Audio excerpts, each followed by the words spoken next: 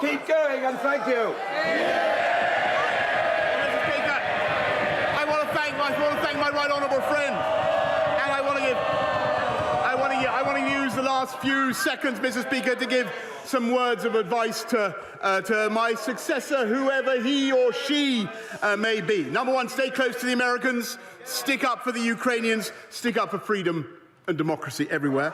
Cut taxes and deregulate wherever you can to make this the greatest place to live and invest, which it is. I love the Treasury, but remember that if we'd always listened to the Treasury, we wouldn't have built the M25 or the Channel Tunnel. Focus on the road ahead. Focus on the road ahead, but always remember to check the rear-view mirror. And remember, above all, it's not Twitter that counts. It's the people that sent us here.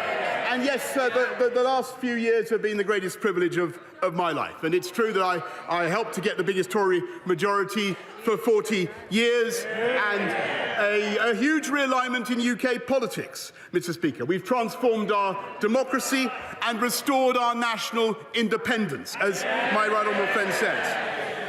I've helped to get this country through a pandemic and helped save another country from barbarism. And frankly, that's enough to be going on with. Mission largely accomplished.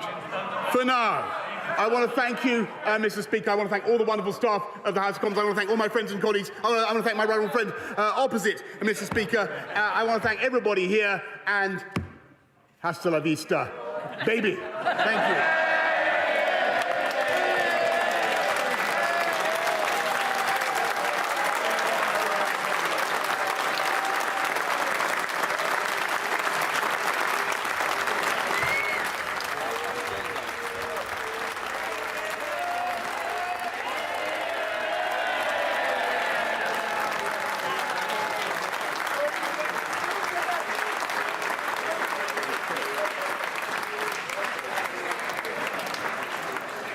We now come to the statements. I'm looking for Mr. Malthouse. He's here.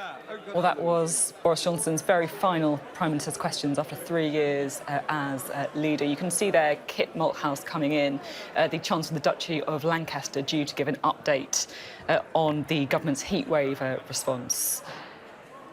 And Beth, really, that Prime Minister's questions, as you anticipated, dominated by the fact that all Keir Starmer's attack lines seem to be written by the